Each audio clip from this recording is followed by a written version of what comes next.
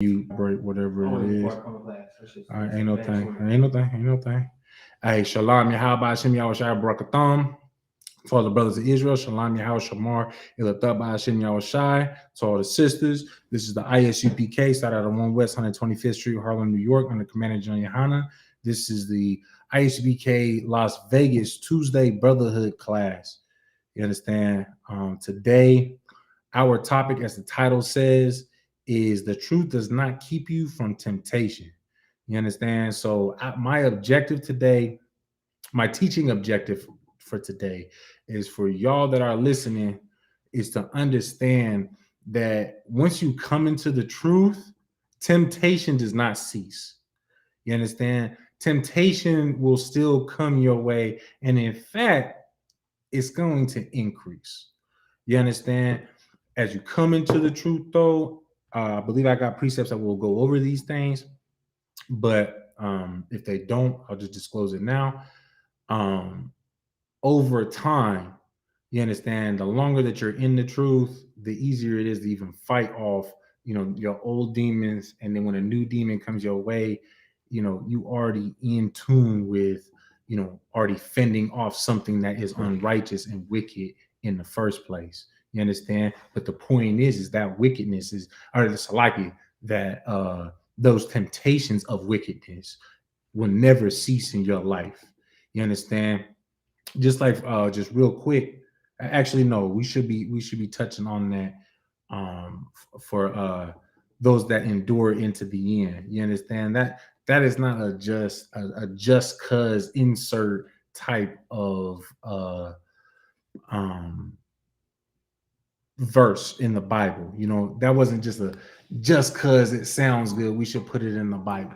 You understand? Mind you as well, that's nothing in the Bible is of that nature in the first place. You understand? Everything has its purpose. The Bible was preserved the whole Bible was preserved for a reason in the first place. You understand? And that was so that Blacks, Hispanics, and Native Americans had a way out of their condition, and also to always have hope. And no matter what condition that they were in, they had the hope that, as long as I know that I'm doing this, I'm doing what is asked of my Most High God that is written in this book, I'm gonna come out of my oppression. I'm gonna come out of the condition that that we are currently in. And look around. You understand? Look up them damn turn on your news. Look up them articles of what's going on with Blacks, Hispanics. I see you. What's going on with Blacks, Hispanics, and Native Americans? Man, what is that right there? There we go. That was messing with me. What was going? No, I got you. What's going on with Blacks, Hispanics, and Native Americans? You understand? These are things that are not supposed to be happening to us in the first doggone place. You understand? Where we're being killed in the streets, where our land that belongs to us is being stolen and taken away from us, where we're being locked up in cages, being called rapists and criminals just for the propaganda of some president that just wants some votes. You understand? That is not supposed to be the life of a Black, Hispanic, and Native American. You understand? And I pray that y'all understand that, so that you don't go on moving right on the timeline thinking that, going into 2024 election, because mind you, and hey, I'm willing to make a bet personally. This is my personal opinion. I think Trump is not only going to run again, but he's going to win. Maybe not this election. It might be the next, but I know he's going to run again very, very soon. And when he runs again, he's going to win.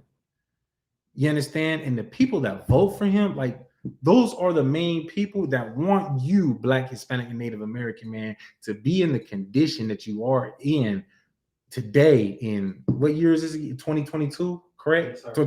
Yes, 2022. You understand? Which is the same condition that we've been in since 16, 17, 16, 19. Actually, even before that, because you understand our Hispanic brothers got invaded in South America well before that in the first place by the Spaniards. You get what I'm saying? So this has been an ongoing oppression, an ongoing attack from our oppressors. Don't think that I forgot about you. Hold your point. Yes, sir. Let me just finish my introduction just real quick. You understand? So with that, before we actually get into the class and the young man comes out with his question, I do want to say that everybody that is tuning in online on YouTube and or Facebook, make sure that you like and share the class. You understand? Do your part to spreading this algorithm. You understand? Doing your part, like boosting the algorithm. You understand? So that we can spread out this word to the four corners of the earth. You understand? So that our brothers and sisters that are on the four corners of the face of the earth are able to get themselves right. You understand? And the only way that a so-called Black, Hispanic, and Native American man or woman are able to get themselves right on this earth is by following the law, statutes, and commandments, by seeking out the Most High God. You understand? So in the meantime, I'm gonna go ahead and do my due diligence just real quick, and then we'll get into it, starting off with the young man's question and or comment that he has.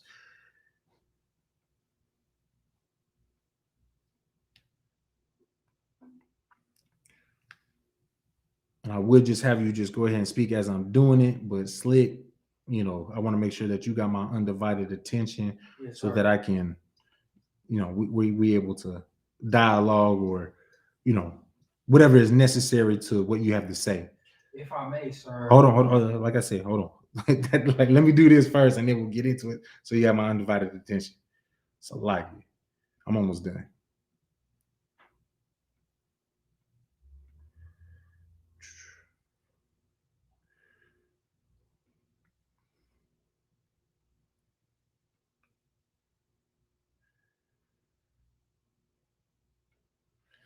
This keeps on getting longer and longer, man. I keep joining all these doggone groups.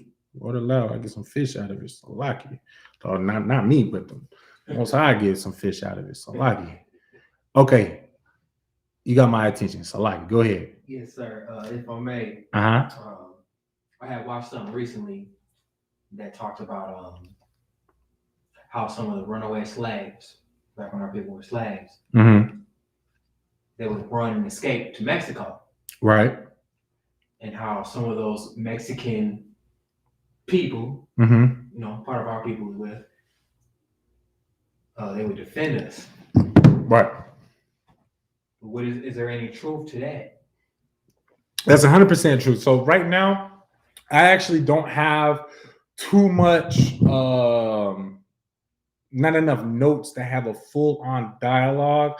And also, with that being said, I can't say that I'm like fully versed on having a legitimate dialogue on that, but I can tell you that from the little research that I have done with that, like take for example Alamo, the Battle of Alamo and whatnot. Yes, a lot of that was the Hispanics was doing that to help the so-called Negroes, the so-called black man. You understand? Because mind you, Mexico banned slavery before America did. So Mexico was the real north of America. Because what happened in slavery, you understand, like we all know, there was, the United States was divided with the North and the South. And the in the South was slavery, the North, was no slavery. And I'm doing this for a reason. And I will touch on as to why if you pay attention. You understand? I'll elaborate on as to why if you pay attention. Right. So with the so-called, with the slaves that were in southern United States, in Texas, Georgia, Florida, places like that, they thought that they should flee up north, go up to New York, go up to Michigan, go up to, the northern states, because they would be free, right? In reality, where they should have gone was to the south.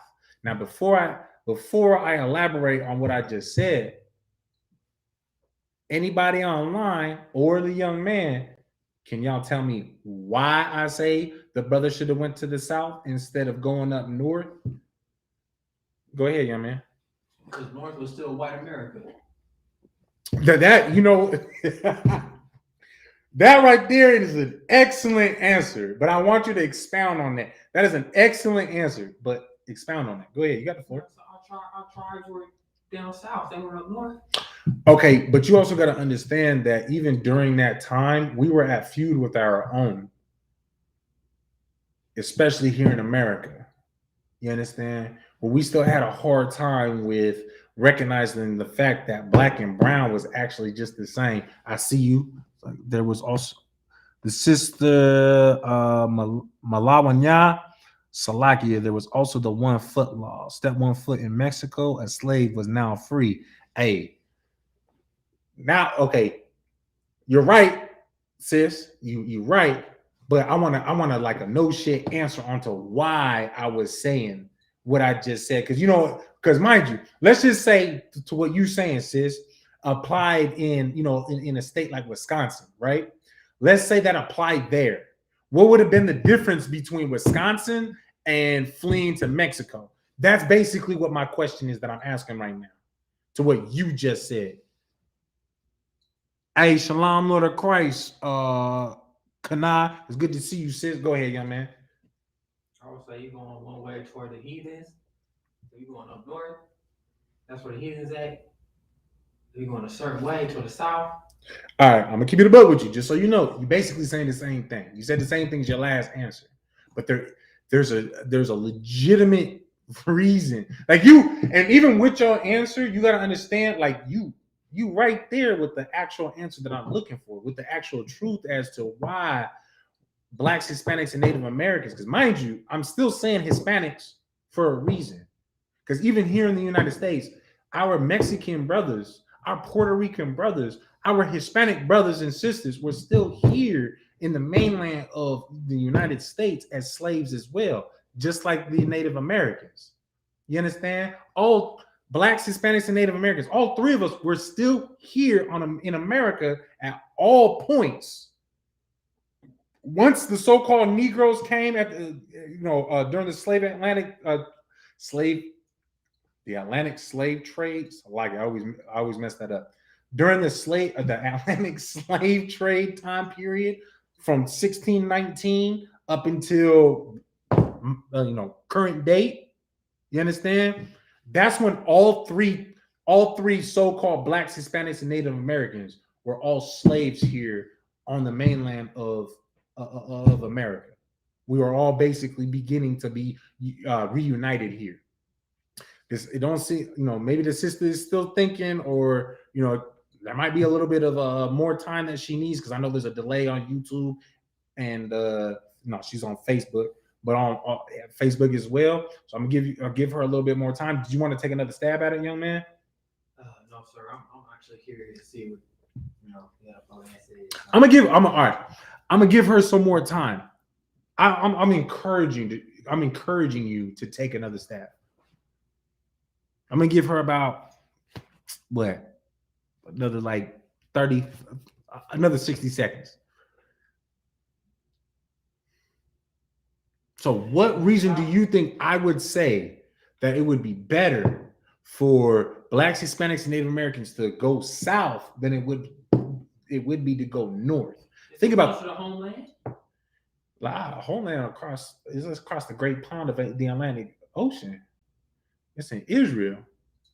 So I get what you're saying, but you more on the right path of that's our people down there versus choosing to flee to more heathens in the north versus fleeing to our own. You was on the right path by saying that.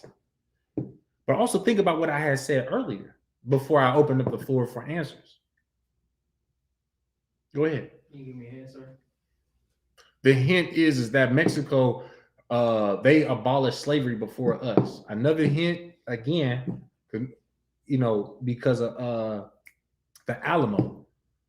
That Alamo was to assist Blacks, Hispanics, and Native Americans. Go ahead. So you would say the South is closer to freedom toward our people free, The 3 million people. To more freedom. To more freedom, correct. Right? Let me see. Let's see. Right, sir? Real quick. You're right there. You're right there. I'm gonna pull a scripture. We're gonna go to the book of Genesis, chapter 25. What is it? 27.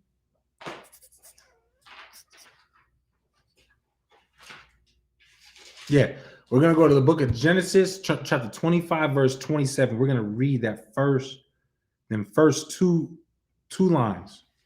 You understand? We're not gonna actually no. We can read the whole thing. It's fine. We're gonna read the whole thing. The sister says, "Is it because there was more of us together in those regions?" Sis. That is not why I'm saying that. That is not why I'm saying that. You said chapter. Chapter 25, verse 27. So we're gonna get that. Pull that for me, and then hold it, and I'm gonna get something else real quick. Yes, sir.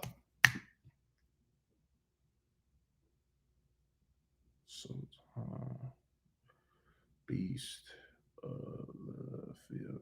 Now, sis, because I feel like you should know this. So I'm buying you more time because I feel like you know this. You right around the corner with this. So while we read these two verses, Baba Kashah, see if you can, put the two, give me the answer that I want, and then after the second verse that I read, I'll give y'all the answer. All right. So go ahead and read the book of Genesis, chapter 25, verse 25. Read it loud and strong, Baba Kashah. Come on, sir. Mm-hmm. This is the book of Genesis, chapter 25, verse 27. And the boys grew. And the boys grew. The boys that is speaking about, if you read above it, we're not going to go into it too much, but the boys was Jacob and Esau. You understand? The twin brothers. The forefather of the so-called white race, and then which is Esau, and then the forefather of blacks, Hispanics, and Native Americans, which is Jacob. Go ahead and read. Come on, sir. And Esau was a cunning hunter. The word cunning means to be crafty, to be smart, somebody that can just, get you in a trap like you don't even know that you're being set up in, essentially, right? That's why nobody can hunt like how the white man can hunt. And mind you as well, what does the white man hunt? Better question. What does the white man not hunt? Is the better question. You had something? Go ahead. I mean, I just wanted, when you said what does the white man not hunt? Go ahead. They own. No, they even hunt their own. That's the thing. They hunt their own as well. Because what? You don't think that so-called white people ain't under some form of oppression that was established by their own people, their own form of government? They have, that's also why, take for example, the fake Jews, that's why they hate white Americans. And white Americans hate the fake Jews. They the same people. Hell, actually, the Europeans hate the Jews hate the Americans, and Americans hate the Europeans. And it's just you can't even say it's a triangle of hate because all three of them hate each other. White people hate their own. White people hate everything and anything. They hunt anything and everything. You understand? Because you got to think about it. World War II, who were the Germans hunting? Who was hunting the hunter who was the Germans hunting? The Jews, right? The fake Jews, right? Who was hunting the people that were hunting the Jews?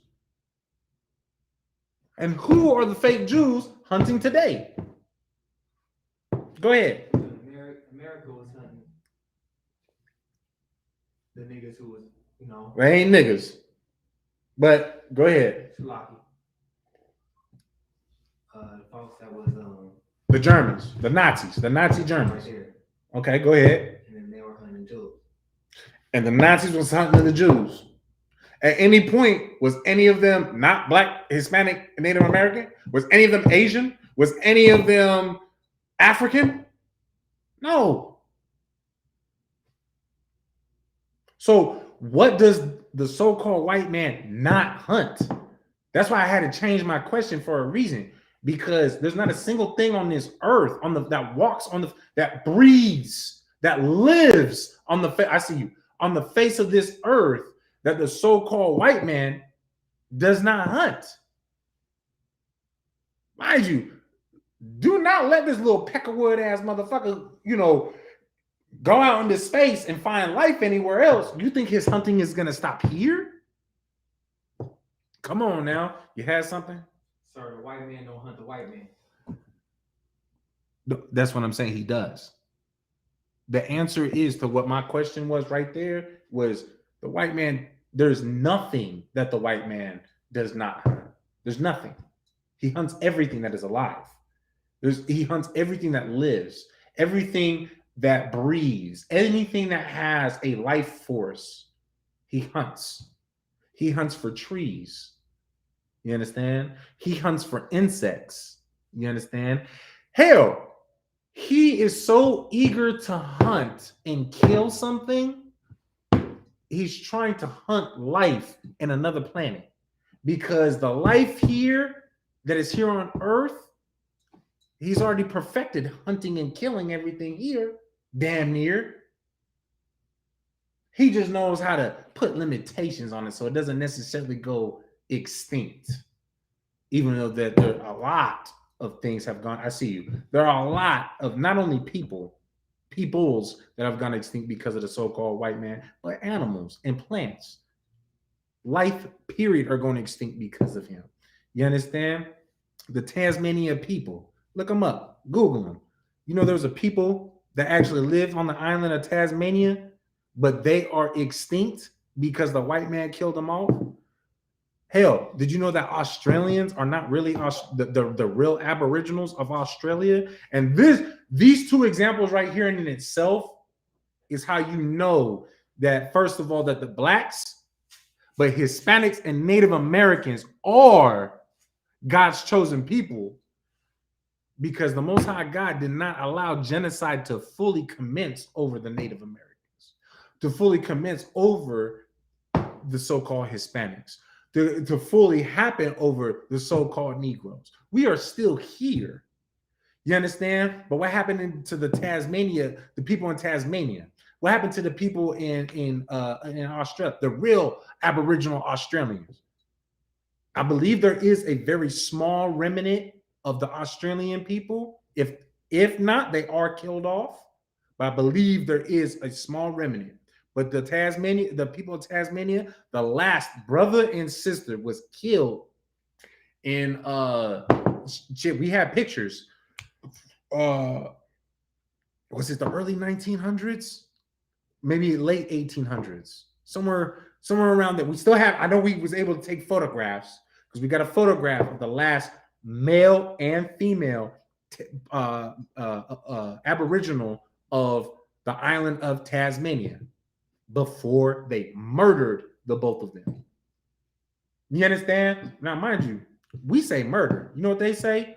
Nah, it's just a dangerous game. You know what that dangerous game is? If you've seen the movie, you know what that dangerous game that the white man calls it? Hunting. You understand? He's just a man of the field. This is just what he does. It's his nature. You understand? You had something. Go ahead. Yes, sir. When you talking about when you talking about the white man and what they do, I said, maybe they only hunt other white men, or maybe they only hunt Go ahead. other people's other cultures. Maybe they're just the devil in general, and they hunt anything. Like you had said, they hunt everything. What do you mean it's just the devil? Wait. Hold on. Say that again. Say that again for me. I misunderstood it. Go ahead. You talking about a white man. And I said they hunt certain things. And you had said, oh no, they'll hunt their own kind. They'll hunt this, that, and the third. So my maybe an answer or a question is, sir, do they hunt everything? Do they hunt everything? There's no off limits when it comes. There is no off limits, because you got to also think as well. Everybody that goes to war, that does what they're doing, anytime that there's an accomplishment, you think that the accomplishment is just for them. Most of the time, it's you know, Yahweh Bashim, or Barakatha Yahweh Yahweh Shai is because I got, I got this. I give thanks to to the Most High God, the one and only true God. When something goes right in my life, Barakatha Yahweh Yahweh Shai. Something goes wrong, you know what? Honestly, I say that's just my fault because I went against the grain. I did something wrong. That's where I take credit. You understand? Because you make the wrong you make the wrong choice, you gonna get the wrong consequence that you intended for. You understand what I'm saying? But all the other nations, they have a God that they give credit to, falsely, of course, wrongly, of course. But when they get a good hunt, this, thank you to the goddess Athena. We won this war. Thank you, God Ares. You understand? Bathsheba, whatever other gods. There's always someone that they give thanks to. So with that being said, man, the so-called white man is such a goddamn devil. He is such a goddamn demon, just a hunter, just a murderer is the only real word that fits. That he even hunts the gods of this earth. Because think about it. If he goes toe to toe, his military goes toe to toe with any other one's military, right? What does everybody say when they go to war? My God will protect those that have faith in their God. My God will protect me. My God will preserve me from this destruction. Will keep from these people overtaking us, right? Well, the so-called white man is out there overtaking everybody. He's already disproven everyone's God on the face of the earth, except for one. And that is the real God of the Bible. You understand? And the reason why I say that is because of the fact that the only time that our people actually fail and not win in our wars and win in our battles is when we don't follow our God. You understand? It's never a toe-to-toe with anybody else. Because mind you, when you're dealing against the people that are even blessed with the sword in the first place, how are they supposed to lose? Why? If it's just a physical battle that with the people that are already blessed in the sword, in other words, being blessed in war, how are they supposed to lose in the first place? They're not going to. But there is a time that the Greeks lost. There is also a time that the Romans lost. And in them small from the Greeks into the Romans, there's a time period where there's a small transition from going to the Greeks to the Romans. But of course, our people, mind you, our people decided, you know what? We're going to keep the Greek traditions. And the Romans came about. So it's like, okay, you want to keep on following that? We're just going to give the gods different names. But you know what? You're going to be under the same goddamn oppression. You're going to keep these people in power. And it's your fault. It's your bad and your fault. You understand? Same guys, same oppression. But then Rome fell. After Rome fell, who became the face of power on the face of the earth? It's called the Dark Ages for a reason. And it's not because so much knowledge was lost. The time period of knowledge being lost was not the Dark Ages. It was the Renaissance era. Because that is when things were being destroyed and whitewashed. You understand? So from the Dark Ages up until the actual Renaissance era, blacks, Hispanics, and Native Americans, they were the rulers of Europe, of the Eastern world. You understand? Are you following me? Like, am I making sense as I'm going? Are you? No, I'm asking you. May I speak? Yeah. Oh, I'm asking you a question first. Yes, sir. I do see that you got something to say. Yes, I acknowledge you, yes, but sir. Am I making sense as I'm going? Yes, sir. Okay, go ahead. Say, speak your piece. My question was, people of our color, our tradition, who don't follow the truth. Right. My question with them, you talking about them certain things, like what happens with them? What happens with them? What happens to those other brothers and sisters that are not on point with what we got going on and what we believe in, which is the truth? So you're saying the people outside of the ISUPK, what's going to happen to them that are not in the truth? What's going to happen to people that are not in the ISUPK? That's what your question is. I understand correctly? Yes, sir. Okay. So the scripture does say that, for there, there will be 2/3 that are cut off. I'm just paraphrasing just real quick. 2/3 will be cut off. 2/3 will perish and be destroyed, but 1/3 will live and have salvation. Right? That's what the scripture says. But do we just run off of just that one? When, mind you, as well, when you've looked at several stories, just like the story of Jonah with what is that city? Geneva? Was it Geneva? The city of Geneva? I think what it was. I might have the story of the city incorrect, but Jonah was supposed to go and prophesy unto a city and tell them that they were going to be destroyed in a time period. He didn't want to do it because he knew as soon as he got there and started prophesying and telling them, they were going to listen, and then in their eyes, he would look like a fool. Can you tell me what the point of me bringing that up was?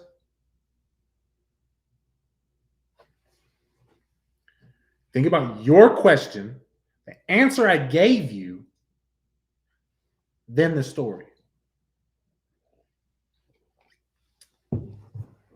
Go ahead. This may be incorrect. No, don't start off like that. Give me an answer. What do you think? What do you think? Really don't matter what you look like or where you're from if you don't follow the truth. It is what it is. No, that's not what it was. It's something so much more grand than that than you know. So much bigger than that. And it's the fact that the Most High God is not limited to an emotion or just one decision. Think about the fact that the Most High God, Christians love to speak about how we're made in God's image, and we were to be like God on the face of the earth, right? Have that mindset, but remove the Christian part of God is only limited to loving, and that's it. God is only limited to just certain emotions. Once he feels a certain type of way, like he's a bird. The first thing that he sees, that's my mama. The first thing that I feel, that's how I feel at all times. God is not a fucking bird. You understand? He is not something that simple and just small as a bird. You understand? The Most High God has more complex emotions than we have. I mean, shit, he can think on levels that we can't even think. You understand? So, with that, God, repeat your question again one more time, Baba Kashai.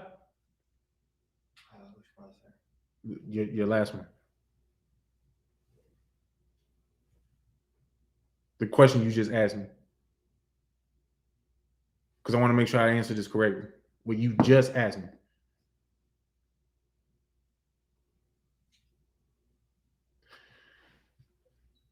I believe you had asked what was going to happen to the other people, right? So what is written is that the 2/3 will be destroyed. But what you have to also understand from the entirety of the Bible, from all, precept upon precept, here a little, there a little, is that the Most High God has changed his mind several times. Mind you, Most High God said he was going to choose, Abraham's seed through the seed of Isaac, right? And from Isaac, he chose Jacob's seed. And from Jacob's seed, eventually he came up to Moses and was like, yo, and these motherfuckers is acting a goddamn fool. Just like, you know what? I'm about to destroy all of them because I'm tired of them. I just delivered them from Egypt. Tired of them, just bitching and complaining. I'm tired of it. I'm going to destroy all of them because they want to be so disobedient. It wasn't about the bitching and complaining. It was about the fact that they were so disobedient, right? I'm going to destroy them. And I'm just going to start, I'm going to start my covenant with you, Moses. And Moses played with them and said, man. So mind you, in the midst of that, did he change his mind? In a sense. In a sense, he did. He kind of just did. But now, let's go further on with that. But Moses pleaded with them and said, no, don't do that, because then the other nations are going to see that, you just delivered them for no reason. And how are the other nations going to look at you for that? Moses said that to the Most High God. And the Most High God said, after he said, I'm going to start a new seed with you, he said, basically, paraphrasing, you know what? All right, you're right. You're right. It would have been pointless for what I just did. All right, we're going to keep on moving on. So what is it when I tell you that I don't want to fuck with you no more, but then you rebuttal with a reason as to why I have a misunderstanding, so to speak. Not saying that was the same thing between the Most High God and Moses, but just hear me out for what, for dialogue's sake. What is it called when I say, I don't want to fuck with you no more? Like you did this, that, and the other, and I don't want to fuck with you no more. And then hold on. But then you tell me, you go, no, but hold on though. Hear out the rest of the matter though. What you giving me the rest of the matter for me to consider? What does that make me do about my previous decision? You rethink it. You rethink it.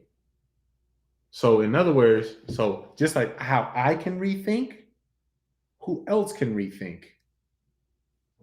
The Most High. In fact, the reason why we have the ability to rethink shit is because of who? May I say that higher? It's the Most High. Because it's the Most High. I do see you. You understand? Go ahead and say what you got to say. No, I just wanted to, because last time I said the Most High, I didn't say it loud enough. I want to make sure I said it. It's the Most High. Oh, okay. Yeah. Ain't no thing. All right. So to answer your question, what we're doing in the ISUPK, we're not doing like what all these fake Israelites are doing, where we're just trying to be the 1/3. On the simplicity. In the ISUPK, we are training to become the 144,000, which is the ruling government. You understand? Now, this is the breakdown. We'll have it on another day. But in the ISUPK, we are training to become the 144,000, which is included in the 1/3. They're not two separate numbers, mind you. As Christians, you do try to say that. All right. But ISUPK is trying to be that 144,000, the ruling government. But in the midst of that, you understand, we are also praying for the fact that the Most High God removes that 1/3, 2/3. In other words, if he removes the 1/3 will be saved and 2/3 will be destroyed, what does that mean for Israel? It sounds like a loss. It sounds like a loss? Why does it sound like a loss? That sounds like a great grand victory to me. Why would that be a loss? Repeat that. If the ISUPK is teaching every Blacks, Hispanics, and Native Americans to be the 144,000, the ruling government, That ruling government is going to be the government that deals with Christ. In other words, that is also dealing with the Most High God, right? Up until we are given those positions, we are pleading with the Most High God that He removes the 1/3 and 2/3. What is written as far as 1/3 and 2/3. The 1/3 will be saved and 2/3 will be destroyed. If He removes 2/3 will be destroyed. In other words, 3/3 will be saved. What does that mean?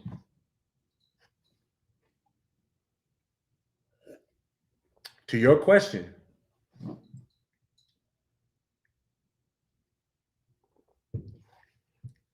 you got the floor. I'm asking you. Right, sorry.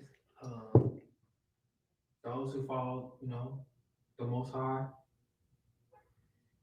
in this path, those are the ones who won't be punished. But those who are what you said, 1/3. There's a 1/3 and there's a 2/3. The 1/3 will be saved, 2/3 will be destroyed. So I said 2/3 out of it. Okay. Maybe you're not fully understanding what I'm saying, so I'm just going to answer your question, and then we're going to get back onto what we're bringing out, so I can wrap back around to answering the question I asked before, because we really did get sidetracked a whole lot. So to answer your question, what is written originally, the Most High God said that 2/3 of Israel is going to be destroyed. You understand? It's going to be destroyed because they're following after the other nations, getting high, being whores. You understand? Selling drugs, the whole shebang, right? Hold your peace. You understand? Those people are written to be killed and destroyed. You understand? But you can take stories like Moses and Jonah, you understand, where people are, the Most High is making up his mind. You know what? I'm changing my mind. I ain't dealing with all y'all. I'm going to kill them. You understand? But Moses changed his mind. You understand? The Most High told Jonah to go and prophesy to that city because he was going to destroy them if they didn't change their ways. And I think it was like 45 days or something like that, right? If they didn't change their ways, he was going to destroy them. But because they changed their ways, he didn't destroy them. And part of what Jonah was prophesying was, hey, change your ways within 45 days and God won't kill you. Go ahead. Yeah, go ahead. You ain't got to ask, just go ahead. You understand? God won't change. God won't kill you. That's not what Jonah went and taught in them streets. What the Most High told Jonah to teach was, man, listen, either repent or die. But that's just how great and powerful the Most High God actually is that he does have the ability to change his mind. But our people, Blacks, Hispanics, and Native Americans, are so goddamn goofy and take everything for granted that as soon as he does change his mind and give you a pass, you're going right back to being a queer homosexual, right back to being a whore, right back to just, getting high and just doing all manners of wickedness. You understand? Doing all the things that you just learned that you wasn't supposed to be doing in the first place. That's written all throughout the Bible. You understand? Now, Salakia, I know that we did get sidetracked. I hope the sister is still watching so that I can give her the answer finally after damn near 45 minutes. Salakia says, Malawanya, Salakia says, about to answer your question now. Or give you the answer to my question before, right? So we're going to read the rest of Genesis chapter 25 and verse 27. And the boys grew, and Esau was a cunning hunter, a man of the field, and Jacob was a plain man, dwelling in tents, right? So now we know, I think from my side, me getting, sidetracked and everything that we just dialogue with a young man and everything, we got to understand that the type of person that Esau is. You understand? He's a man of the field. He's a man. He is a hunter. He's cunning at hunting. You understand? He's crafty. He's very crafty at what he does. Right. And we can also go to the book of Genesis, chapter 3, verse 1. Now the serpent was more subtle than any beast of the field which the Lord God had made. Now we all know who, in the UPK, we know who that serpent actually is, right? And that's the so-called white man. Just like how, the so-called Native Americans have been calling the so-called white man, our oppressors, a serpent, a people with forked tongues. You understand? Snake-like people, liars, deceivers. The Bible calls them. The so-called white man is called the devil in the Bible because the word devil in Greek translated into English just means deceiver. You understand? Which matches up with being a serpent. So to go back to what I was saying before, you understand? So we can finally get into my topics, Lakia, sis. The answer that I was looking for, instead of fleeing up north, you understand, to flee slavery from the South, you just fleeing into serpents. People who say in the North, hey, you come up here, we're a free state, even in Canada, you understand? We're a free state, we're a free country. Like, you're good here, you're solid. But then you get stories like, what was that movie called? 12 Years a Slave. You understand? Where you got slavers that come up to them northern states and set you up, Black, Hispanic, and Native American man, to get kidnapped, to get put right back onto the plantation in the southern United States. So you're running in the wrong direction. In reality, you need to keep on going south because, like I brought out before, Mexico abolished slavery first. They was done with it first. They had sympathy on their brother. They had sympathy on their brothers and sisters, the so-called Negroes. So, man, y'all come this way. You understand? That is actually part. Salaki. That is actually part of the reason of the fight of Alamo. You understand? It's basically a forefront for Blacks, Hispanics, and Native Americans to be able to retreat to. That line for them to come to for freedom. What did the sis say? So, Lucky, let me see if I can scroll up and see what she said earlier, because she said something very heavy. She said, Salakia, there was also the 1 foot law. Step 1 foot in Mexico, a slave was now free. And I asked the sister earlier, if that applied in a state like Wisconsin or Canada, New York, Michigan, you understand, Pennsylvania, you think that 1 foot law, they may have made the 1 foot law, but would it have really mattered? That was my question to the sister to help her track her into the answer that I was actually looking for, as to why it would have been better to even go to, flee to the South. All of us should have just fled to the South. All the runaway slaves, essentially, is where we should have fled to, is the South, to our own people. Because mind you, so-called Hispanics, they are not subtle beasts of the field. Yo, President Trump, you understand, is sitting there trying to put a terrible, disgusting persona on our Mexican brothers and sisters, talking about that they're rapists and rapists, drug dealers, and gang members, and this, that, and the other. When we all know who the original gang member of America was. You understand? The Italian, white folk. They came up with the doggone the drive-by. They invented the drive-by. You understand? They did it, not us. You understand? We just learn from them. We've always been just learning from their customs. You understand? So going forward, we understand, the point is we've always been choosing the wrong over our own.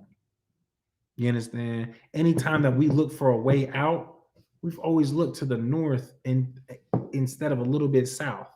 Now, mind you, you run south, you might have to run through more and more slave territory. But you know what that sounds like? That just sounds like the truth. You understand? Freedom is not going to be as simple as you go from, I believe North Carolina was considered a slave state. Yeah, no, was it?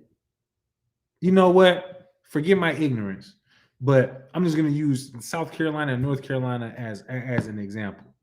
You're in South Carolina and you think, oh, I just need to make it to North Carolina and I'm scot-free. I'm good. I got my freedom. You think freedom is just that easy. You think rulership is that easy. You think that getting out of a bad situation should be that easy. You make just one little hop. But the reality is actually being all the way up in New York and fleeing all the way down to Mexico. You understand? Which means you go through all the free states and then still willingly walk through all of the slavery states, having the faith getting in to get into Mexico. That's actually what the truth is. You understand? Which goes with our topic. You understand? That's literally what our topic pretty much is. You understand? It's not going to be as simple as just going from South Carolina to North Carolina. Think of it from New York, the tip of New York. Fuck it. The most northern part of Canada that is livable. You understand? You got to make it from there all the way to Mexico. That's what it's going to be like being in the truth. You understand? Knowing what's going on. And if I go that way, I walk through that valley of death, that valley of slavery, that place that people are going to hate me. I walk this path, they're going to come after me. You understand? But the thing is true freedom is when you are amongst your own people. And you really can't be amongst your own people until you conquer them things that have been keeping you from your people. You understand? I pray that you understand that.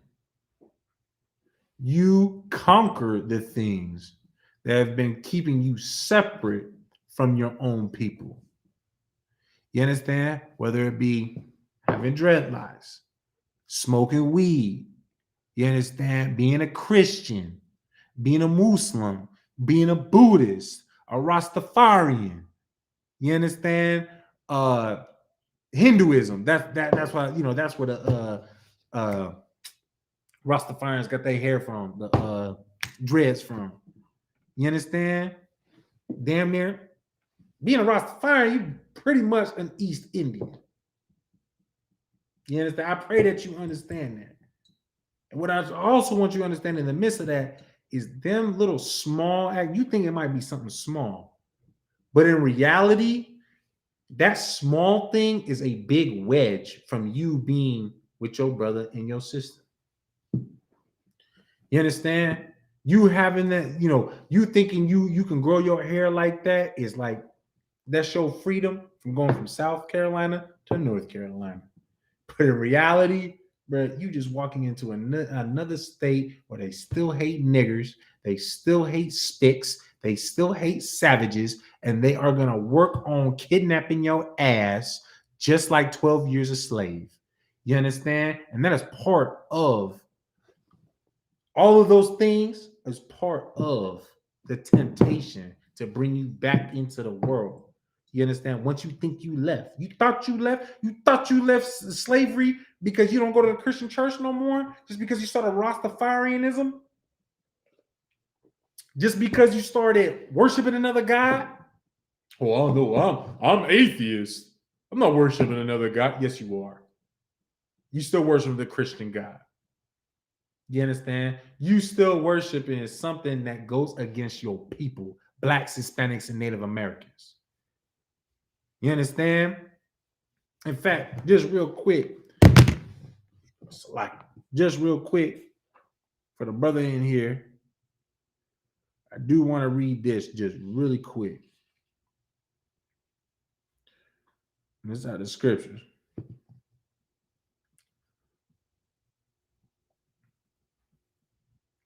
Give me a second.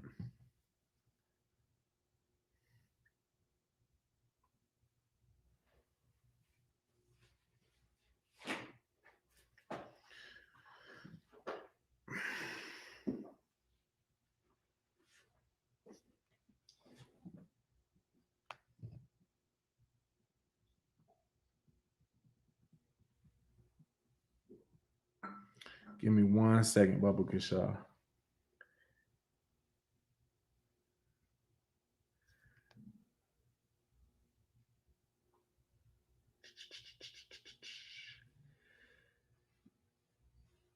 I think this is it right here.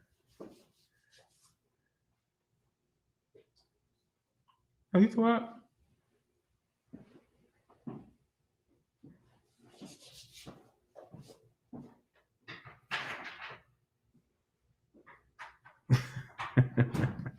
Ain't no thing. And you know what? I'm gonna read it again when he get back. He just stepped out just real quick. Ain't no thing. This is the book of Deuteronomy, chapter 23, verse 11. But it shall be when evening cometh on, he shall wash himself with water, and when the sun is down, he shall come into the camp again. You understand? The point is that our culture as Blacks, Hispanics, and Native Americans is to be clean. And part of being clean is getting rid of the filth. You understand? Getting rid of the filth of the day, getting rid of just the daily filth. You understand? And again, we'll bring that back up in a few. All right. We are gonna reread that. We're gonna go into the topic now. Salakia, sis. I hope you got that answer. Because you did get some good answers originally. I pray that you was on to see the actual answer. If not, then no sweat. I mean, crazy thing is, what I was just saying goes exactly with this first scripture. All right. We're going to start off at the book of Proverbs, chapter 3, verse 31. The book of Proverbs, chapter 3, verse 31. All right.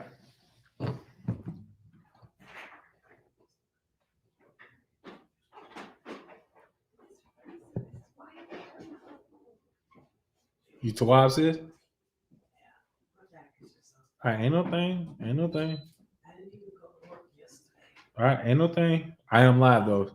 Yeah, I am teaching class. All right. So this is the book of Proverbs, chapter 3, verse 31. Envy thou not the oppressor, and choose none of his ways. You understand? That's literally what we was just talking about. That Rastafarian, that doggone East Indian culture, man. You decide to follow any of that. That's choosing his way. That's choosing his ways. That's envying him.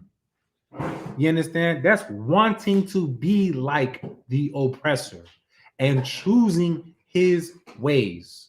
You understand? That's what the Christian church teaches Blacks, Hispanics, and Native Americans to do. You understand? It doesn't even matter what the Christian church even teaches anybody else, what they're trying to teach them to do. It don't matter because they're supposed to, just try to find their way to be spiritual, try to find their way in this world as a spiritual, as an individual spirit. You understand? They're supposed to be lost because without Blacks, Hispanics, and Native Americans, they're never going to know who they are. You understand? That's why Christians think that Christians try to say that God loves everybody. Everybody is God's people. No, that's not true. That's not what's written in the Bible. It's not. You understand? What's written in the Bible is that God chooses Israel. What's written in the Bible is that God has only known of all the families of the earth, Israel has he known. You understand? That's what's written in the Bible. Not that God knows everybody, that God is for everybody. You understand? You Tawab says? Hey, you got a can opener, bottle opener, anything like that to help the young man? Yeah. You just bring that up. Yeah. Baba Kasha. You understand? That's what's written in the Bible. All right. We just read Proverbs 3 and 31. We're going to read it again, but I'm going to read this again since you just stepped back out. Yes, sir. Don't think that I forgot about what I was just going to read. So this is the book of Deuteronomy, chapter 23, verse 11. You understand? I'm going to read it for you. All right. Because I was talking about, the Rastafarian, the dress and this, that, and the other. The book of Deuteronomy, chapter 23, verse 11, it says, "But it shall be when evening cometh on, he shall wash himself with water, and when the sun is down, he shall come into the camp again." When you wash yourself with water, why do you wash yourself with water at the end of the day? Go ahead, young man. Would be cleanse yourself of your dirt. What dirt? Dirt of the day. Dirt. Thank you. That's literally what I just said. So, hey, get a young man a hand real quick. You understand? He left the room and said exactly what I just said. You understand? So he understands the purpose of a shower. He understands the purpose of washing yourself. You understand? But now understand why we say that whole Rastafarian, the East Indian culture is something, something that we say is disgusting unto the Lord. Because mind you, let me ask you this real quick. And I ain't forget you got, you had a question and or a comment. Yes, sir. Right?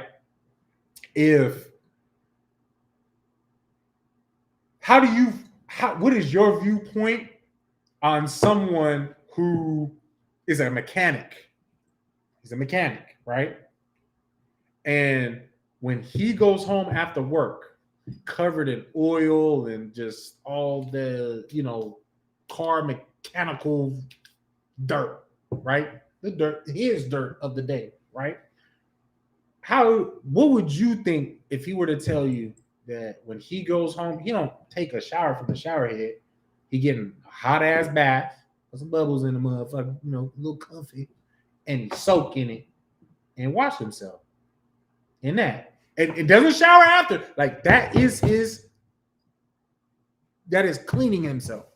What is your viewpoint on that? That's still a dirty man. Why? Why is that a dirty man? Because you are bathing yourself in your own dirt. That's how you feel?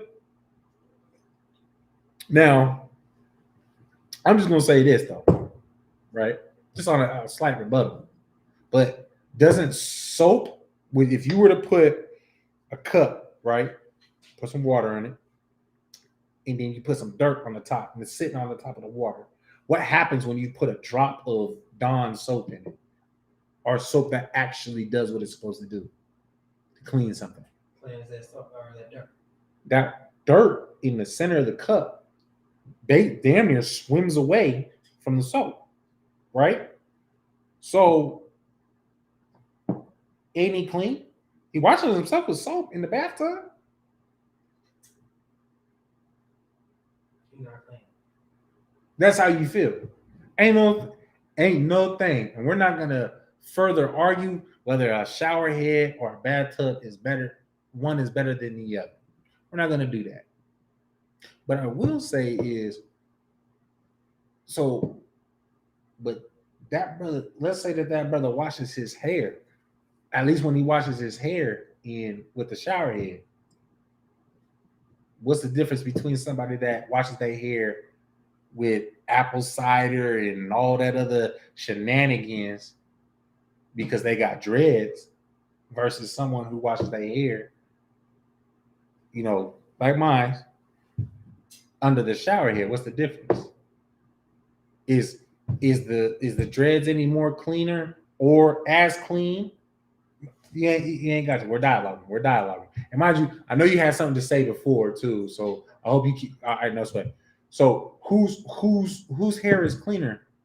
If I got dreads, right? Let's just say obviously I ain't got dreads.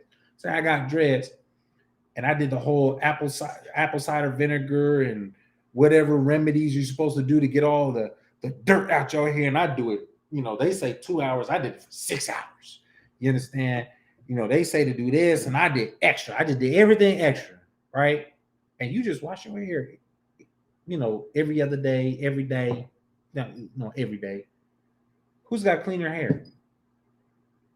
The time that I do that whole dread rinse, soak, and the time that you wash your hair, who's got a cleaner hair? Go ahead.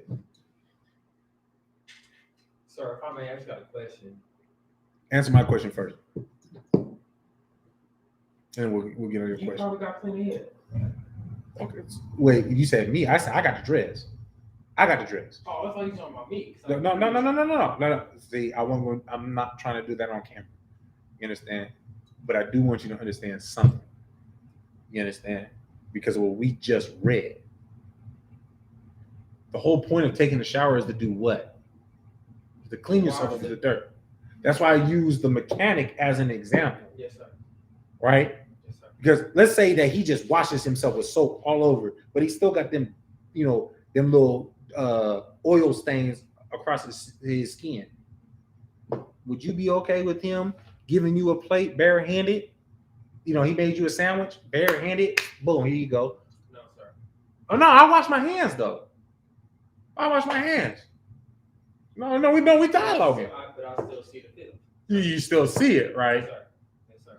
Yes, sir. So you understand why I say what I say about dreads? I do, sir. You do understand that? I do understand, sir. Okay, go ahead and ask you. You had a question. I mean, you kind of answered the question right there. My thing was,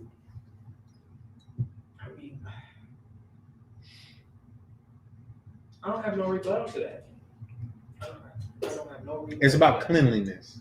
I don't have no argument to that. You take a shower to be clean. You don't take a shower to. Maybe there's people who do it. Get in a shower. I know I've read things on Facebook where they say that taking a shower, people who take a shower that's really, really hot is because they're really, really lonely and they seek that warmth. So like, I ain't lonely. I love my shower and my bath hot. I like it hot. As hot as I can bear it is how I like my waters. I like it. I like it. You understand? Like one of my ribs, she tell me, so put her hand in the water. Like, ooh, what is wrong with you? Oh, my bad. Your fault. Like shit. Maybe I'm trying to burn some demons away. I don't know. Like, this is how I like my water. You understand what I'm saying? But when I bathe to clean. When I take a bath, I'm doing that because of my I'm doing that because of the the issues I have with my body. You know what I'm saying? When I take a bath, I do that because I got back, knee, now I got ankle issues. You know what I'm saying? I do that for that. But when I take a shower, I do that to clean. So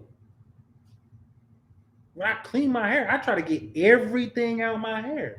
Ain't gonna get everything out your hair with apple cider vinegar.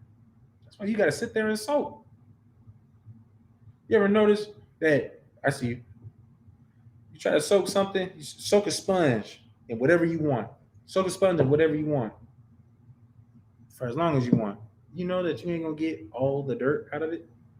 You know that, right? Because when you take it out, there's still gonna be a little bit of piece of lint, a little bit of remnants, which are also going to be magnets for future dust and dirt and whatever that is left over. It's a magnet for everything else. You understand? Same thing. Hey, Your dreads is the same thing.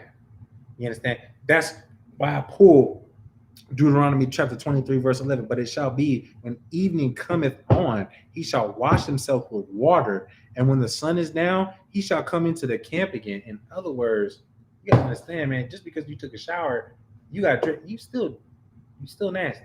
You still unclean unto the Lord. The Lord, it's not it. And that's another thing you got to understand. It's not me saying that. What I'm telling you is what the Lord says. The Lord told me to tell you. Not on some oofy goofy, oh, he told me in a dream. I'll never say, I'll be bearing false witness if I said that. That he told me in a dream. That he's just a thought came up. Or there was a sign that I said, no. The only sign that I saw was what is written in the Bible. What was already written on how to be clean. You understand? Then of course, and I did see you. Of course, where we were starting off in the first place, the book of Proverbs, chapter 3, verse 31. Envy thou not the oppressor. Do not try to be like the oppressor. Do not want to be like the oppressor. Don't do that. The Lord is saying, do not do that. And choose none of his ways. Rastafarian came from the fact that the East Indians had an influence on our Western Indian brothers in the West Indian islands. Isn't it funny how we have East Indian, West Indian? You go to the East Indians, they use a lot of the same spices that the West Indians use. I wonder why. You do your research, you come to find out that Kamala Harris is not a goddamn Jamaican. No, her father or her granddaddy is an East Indian man who owned slaves in Jamaica. It's crazy how deep research can get, right? It's crazy the things that you can learn when you actually look things up for yourself instead of just being worried about what other people tell you and just running with that. You understand? You had something. Go ahead. If I may, sir. Uh-huh. I mean, I know it's the same topic when it comes back to No, go ahead. When it comes back to the hair. Mm-hmm. No, go ahead. If you've been so dedicated to something for so long, Mm-hmm. right, and it's been a false thing the whole time, Mm-hmm. and then you got to work on forgiving yourself. And like, I wasn't supposed to grow my hair like this the whole time. Mm-hmm. I need to cut my hair. Mm-hmm. And then you think about human pride. But like my pride is, I don't want to cut my hair. Right. That's my pride, sir. Mm-hmm. At the same time, I know from what you've told me and reading from the Bible, that what I'm doing is the wrong thing. So explain to me, sir.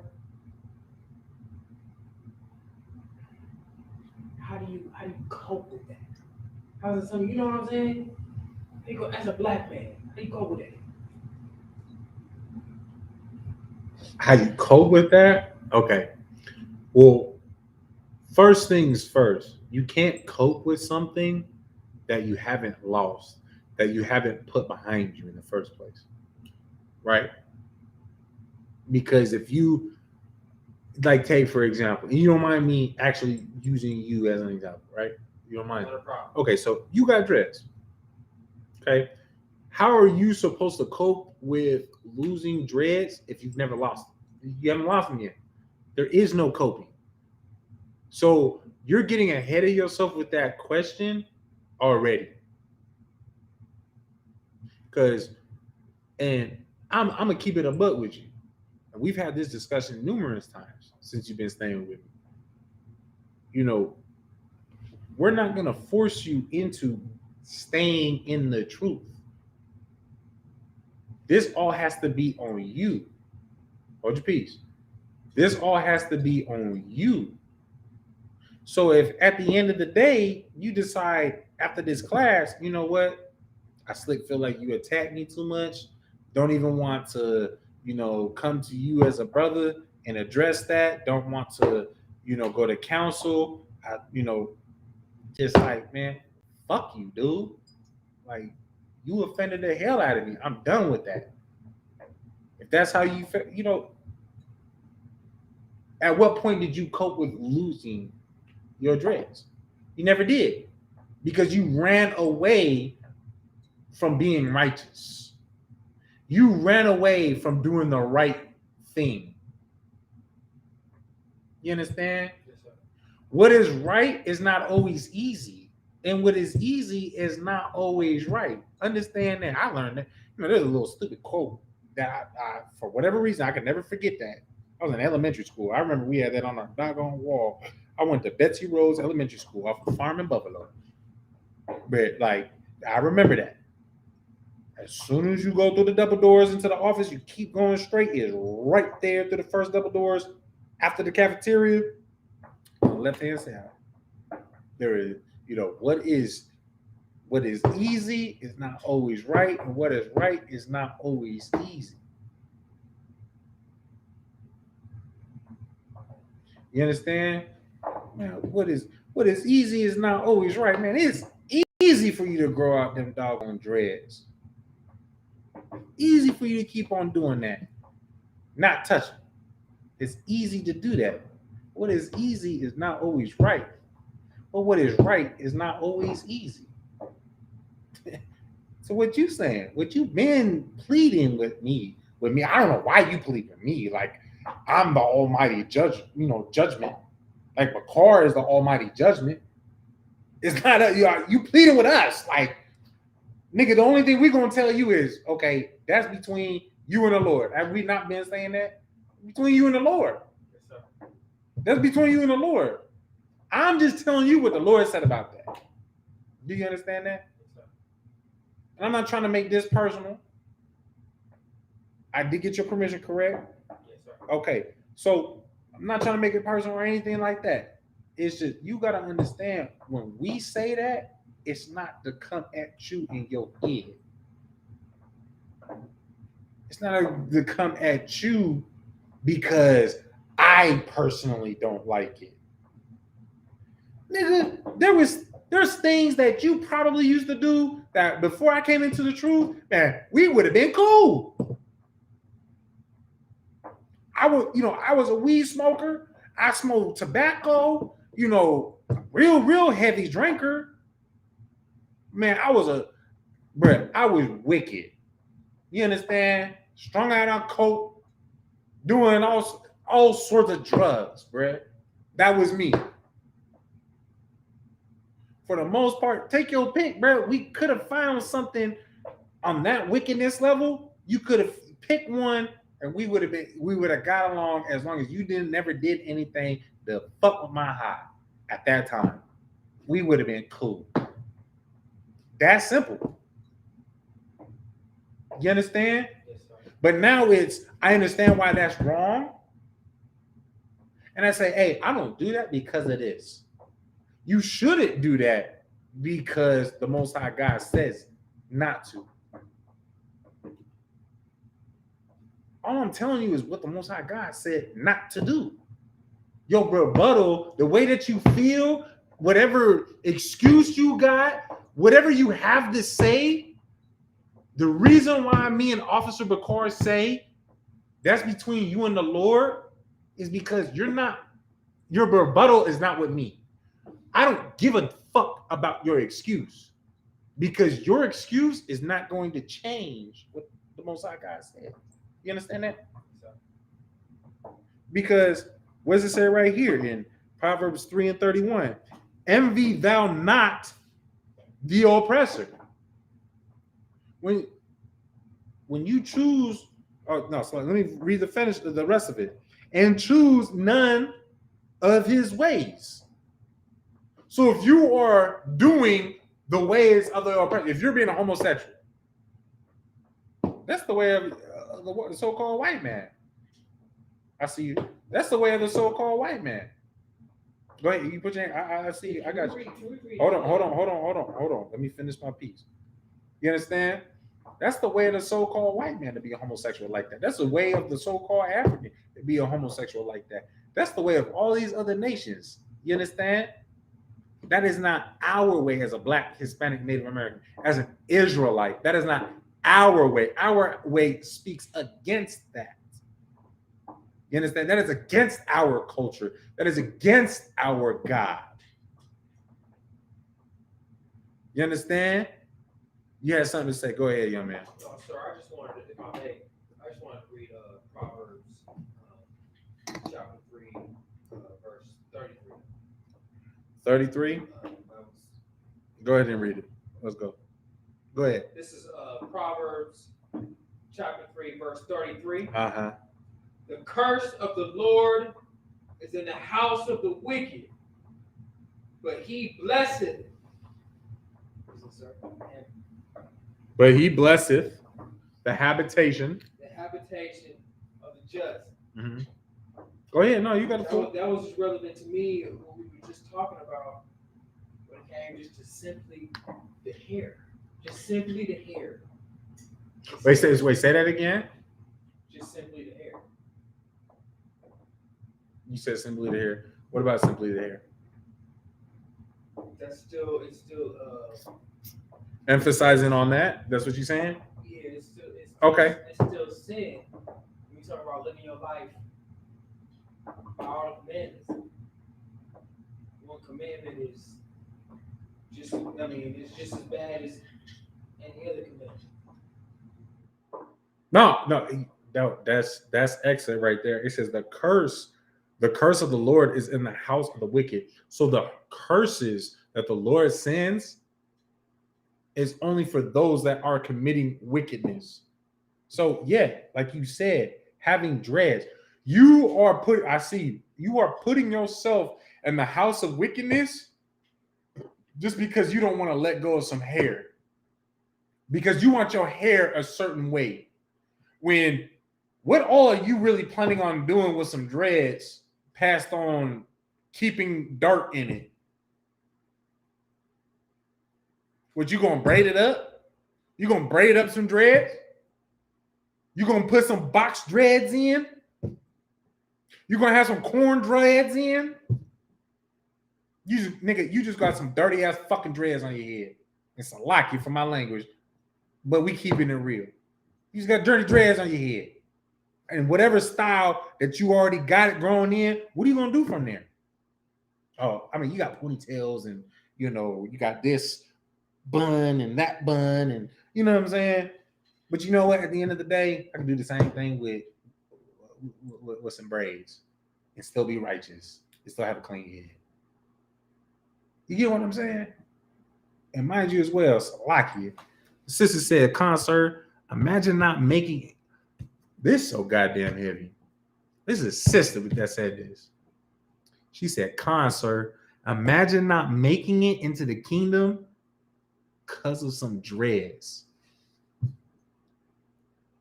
She asked me that. But you know what? She asked that because somebody needed to hear that. Imagine not getting rulership because your haircut, you loved your haircut too much. You wanted a lineup too much. You wanted dreadlocks too much. Think about that. What does that say again? Envy thou not the oppressor, and choose none of his ways. For the froward is abomination to the Lord, but his secret is with the righteous. Nigga, what did 32 just say? For the froward is abomination to the Lord. Froward, man, the first being someone who envies the oppressor and chooses his ways is an abomination to the Most High God. You choose another nation, you're an abomination. You are something that the Most High God said, that is a disgusting creation. What the? I'm not gonna say that, but boy, that's. Disgusting. I hate this. Yes, abomination is something that the Lord hates. I pray that you understand. All right, so Lockie, let's move on. We're gonna go drop the book of Leviticus, chapter 18, verse 3.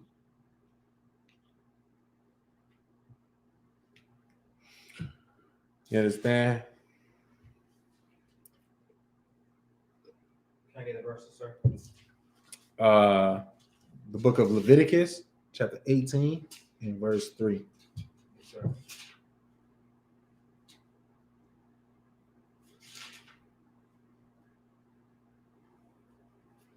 All right, I'm gonna give you some time to find that. Give me one motion. I said one motion. Give me 1 minute. So Lockie.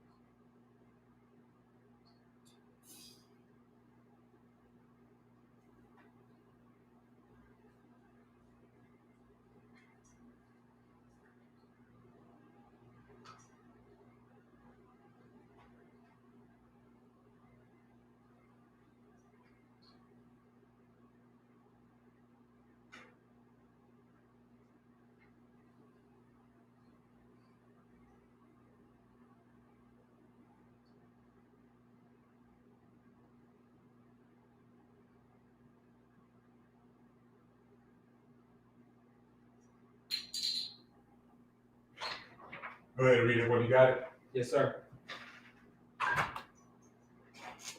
Come on, sir.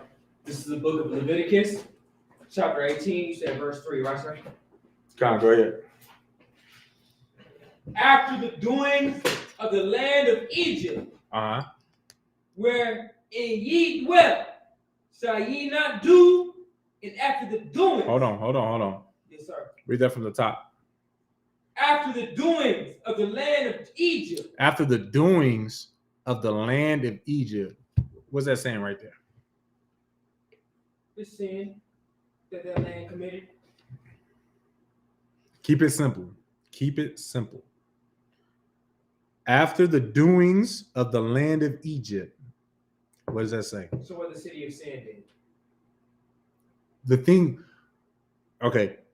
After the doings of the land of Egypt. So in other words, the things that the land of Egypt did, read on.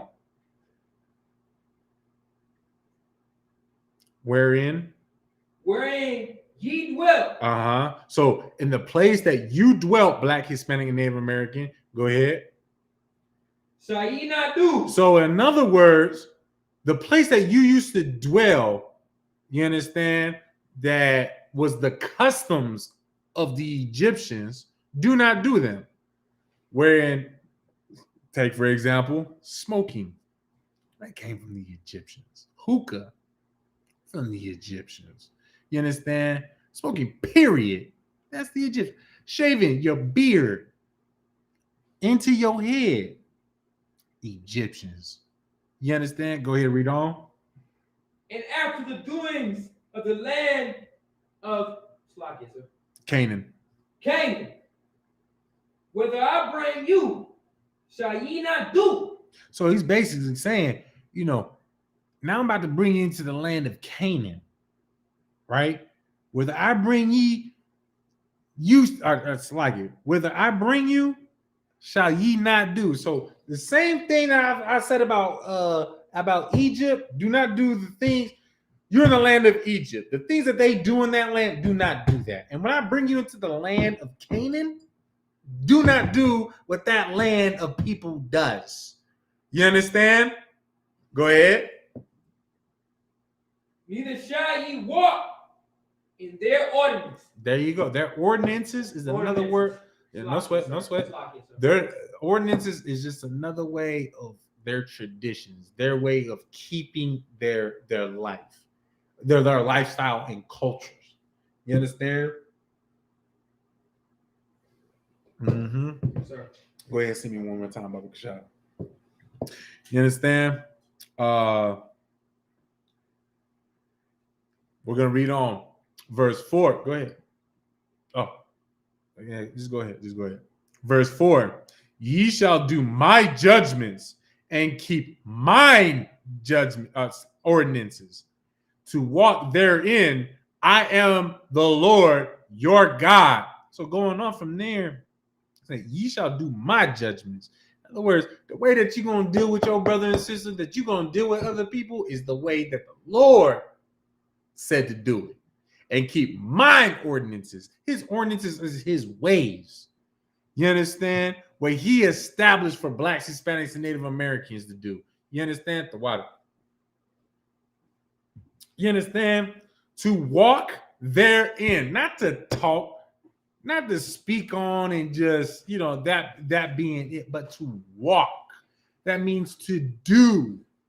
You understand? Just like how we say, hey, you understand? Not only do I talk the talk, but I walk the walk. You understand? What I talk is what I walk. So when you walk therein, you are doing. Saying that you walk the walk is just saying that you walk. But you say you're gonna walk. You walk you walk the path. And the only path that is even worth mentioning, first of all, you understand? But mind you, the only walk that is even worth walking, here, come here. The only walk that is even worth walking, come here. You got it? Goofy, man, you messing up your teeth. Is the walk that the Most High God had told us and commanded us to walk in the first doggone place. You understand? And it's something that's not grievous. It's just walking the path of the law, statutes, and commandments. What is grievous about treating your brother or your sister with kindness? What's grievous about that? What is grievous about treating your brother and sister with fairness? Giving them an opportunity that you so quick to give the so-called white man. You understand? Or any of the other nations. You understand? What's so grievous about that? Right? But mind you, when you're told not to walk the ways of the other nations, where does that leave you? In a place of temptation. You understand? When you're told not to envy thou oppressor, what does that mean? That you're going to have the temptation to envy your oppressor. You're going to have the temptation to follow after their ways.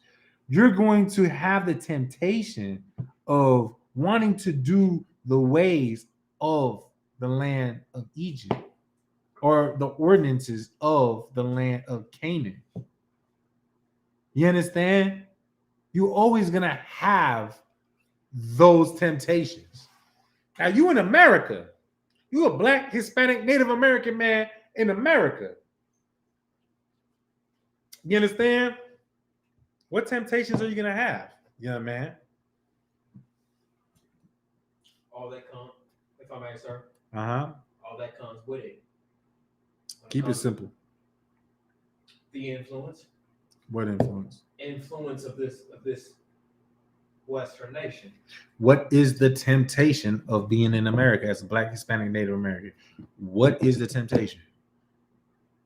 Go ahead. There's more than one. So summarize it. Smoking. Summarize it. That's a good example, but summarize it. Smoking, interracial marriage. Okay. For some, not including us. How do you say it? Some of these young brothers is cross-dressing. Mm-hmm.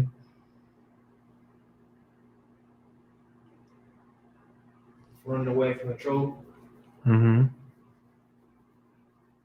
I'm not hitting it right on the head, sir. So, I was trying to help you out. Summarize it. What did we just read? Read Leviticus 8:18-2. Read it out loud. Yes, sir. This is the book of Leviticus, chapter 18, verse 2. Uh-huh. Speak unto the children of Israel and say unto them, I am the Lord of God. So anything against. Wait, read that again. Book of Leviticus, chapter 18, verse 2. Oh, so like verse 3. No. That's fine. Read verse 2, then read verse 3. Yes, sir. So like that's my fault. Book of Leviticus, chapter 18, verse 2. Uh-huh. Speak unto the children of Israel and say unto them, I am the Lord your God. So right here, this is the Most High God telling Moses, tell the children of Israel, I am the Lord your God. Not Moses is the Lord your God, but what the Most High God said, that this is what I said. You understand? Go ahead. Verse 3. Come on, sir. This is the book of Leviticus, chapter 18, verse 3. Uh-huh. After the doings of the land of Egypt, wherein ye dwelt, shall ye not do. And after the doings of the land Canaan. Uh-huh. Whither I bring you, shall ye not do, neither shall ye walk in their ordinances. So right there, what is that letting you know? What is that letting you know? That the Most High God said not to do what? Which is a cut for all them goofy ass people that be trying to talk about some. Oh, we're African. You know, what is it? The red, green, and black, or red, black, and green, whatever doggone order they want. Cuts that to piss right there in itself. Is it not to do the acts of the heathens, sir? Say it one more time. Not to do the acts of the heathens, sir. Say it one more time. Not to do the acts of the heathens, sir. There you go. That's the whole point of that. Yes, sir. That's exactly the point to that. Do not do that. Do not do what they do. Read verse 4. Yes, sir. This is the book of Leviticus, chapter 18, verse 4. Uh-huh. Ye shall not do my judgments. So read that again. Ye shall not do my judgments. Say it again. Ye. Read it slower. Yes, sir. Ye shall do my. No sweat. Go ahead. Go ahead. Book of Leviticus, chapter 18. You ain't gotta do that. 4. Just go ahead. Ye shall do my judgments. Uh-huh. And keep my ordinances to walk therein. Therein. There, go ahead. I am the Lord your God. So, what is that saying about East Indians and Rastafarianism? What is that saying, young man? Go ahead. If I may, what you answer my question, but go ahead. What you're doing is wrong. Wow. What makes what you're doing wrong? It's against the Lord judgment. Very simple. Very simple. The sister said, this is kind of, because you're right, and I will take that answer. But this is the flip side of the coin of the answer that I actually wanted. This is the sister Malawanyan Salagi says, if I'm messing up your name, please forgive me. All right. Malawanya. She says not to follow the ways of the heathen. That's the flip side of the coin. That's the answer I actually want. You understand? That's what that is being said right there, is don't follow the ways of the heathen. You understand? I want you, young man, tell me a way of the heathen that you know you following right now. Way I'm growing my hair out, sir. I know. Yeah. Now, it's not an attack. I'm not attacking you. I want you to just understand what you're doing. Because mind you, this is a classroom, right? And when you was growing up in school from K through 12, right? I'm not sure if you went to college or not, but when you was in school, did they not tell you? Well, let me rephrase that. A good teacher, your best teachers that you remember, when you raised your hand, got called on to give an answer, and you said the wrong answer. I know this happened to me many times. I didn't give a damn if I was wrong, right or wrong. If I thought I was right, I was raising my hand. My dad raised me on that. He said, "Do not be afraid to be wrong." Shit. Ask Officer Shabal, ask Officer Carr, and ask Officer Shalimar. I'll raise my hand and look goofy as hell. Because if I see you, I'll raise my hand. Think if I know the right answer, ask Officer Tabawan too, out there in California. You understand? Give him a hand up real quick. Excellent goddamn police officer out there in California. But you understand? They know that if I believe in my answer, if I think I know, man, shit, fuck, call on me. I'm ready to be wrong because I think I'm right. You understand? I think I'm right, so I need you to tell me I'm wrong. You understand? That's what class is about, is to be prepared to be taught that, you know what? You don't know shit. You don't. That's why you in here learning from me, for me to teach you. You understand? And I don't mean that personally. I mean that, that wasn't a personal attack on him. It's also for you that's watching as well. You learning from me for me to teach you because you don't know. You learning from me right now, taking notes from me. I'm not on YouTube looking up, oofy, goofy bitch that got OnlyFans. Can she teach me? I'm not looking you up to do that. You understand?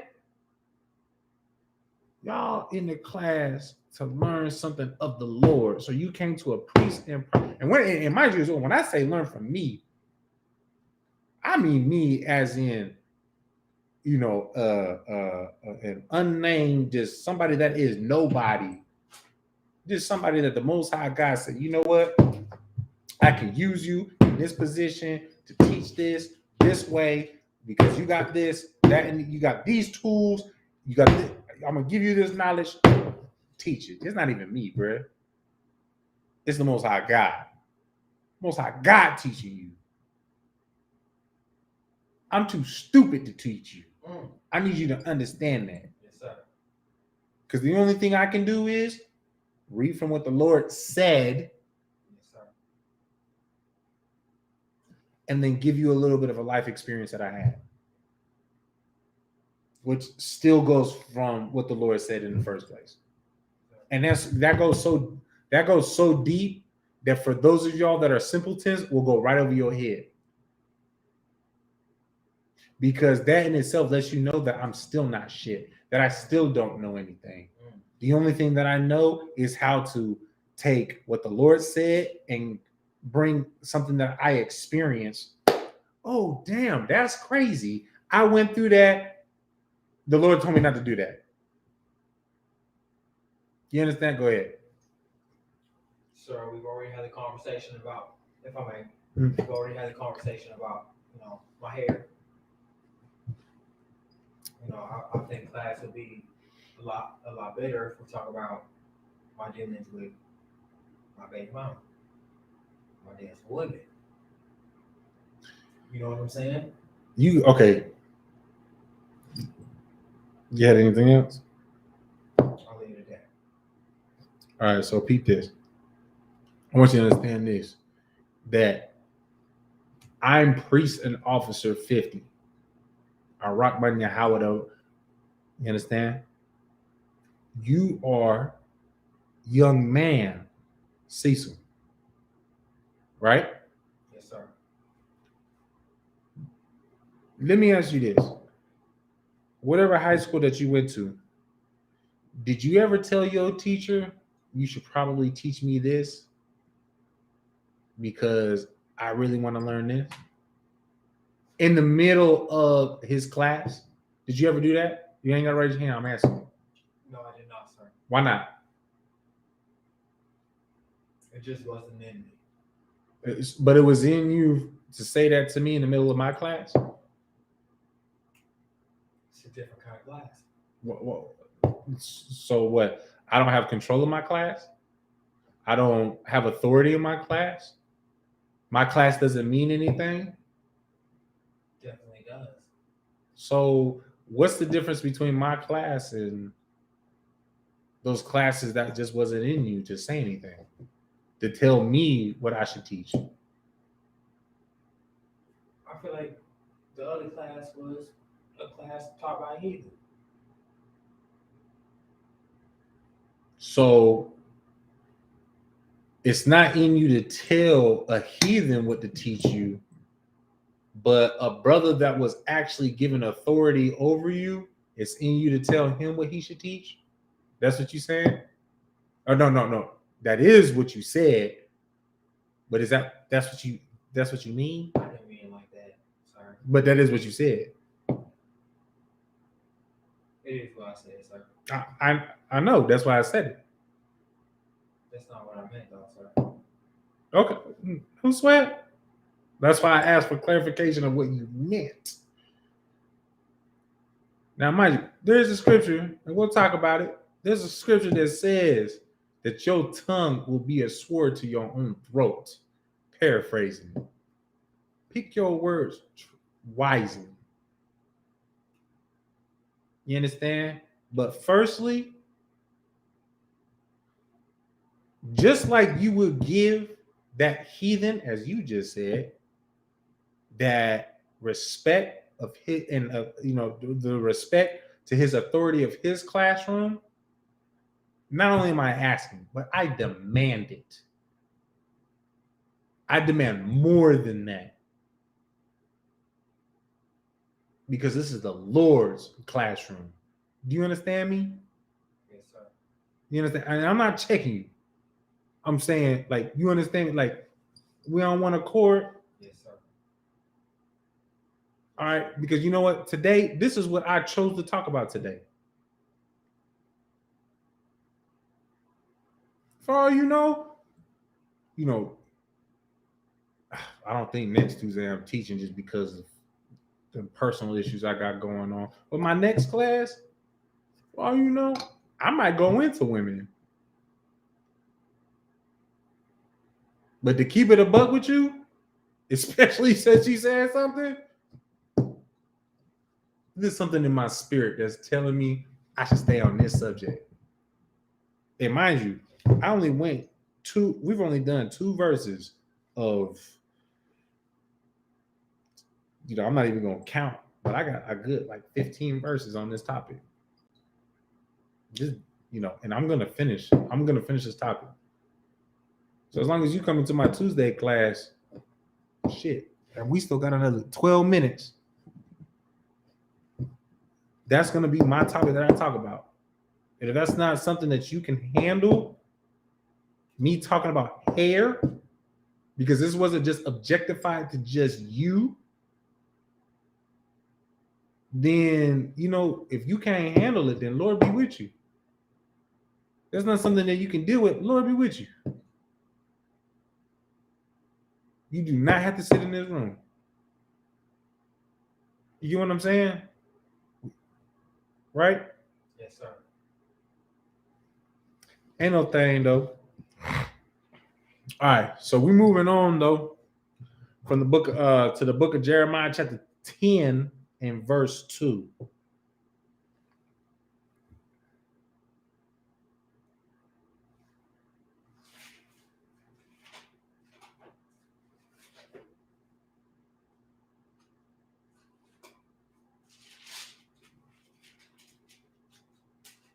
What chapter, sir? And then Jeremiah chapter 10, verse 2.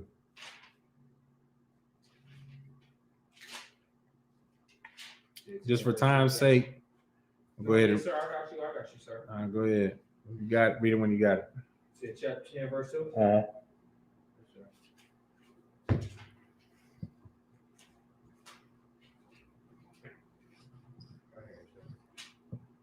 Go ahead. It's right here. Go ahead.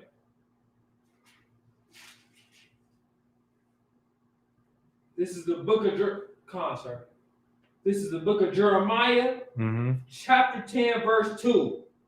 Thus saith the Lord. Thus saith the Lord. So this is the Most High God speaking. Go ahead. Learn not the way of the heathen. Man, do the things of the heathen. Read it again. Yes, sir. Learn not the way of the heathen. He said, do everything that everybody else is doing. Come on, sir. And be not dismayed. No, read it again. Yes, sir. Learn not the way of the heathen. Just so that we all understand what he just read, what we can all read in Jeremiah 10 and 2 is it said, grow out dreadlocks.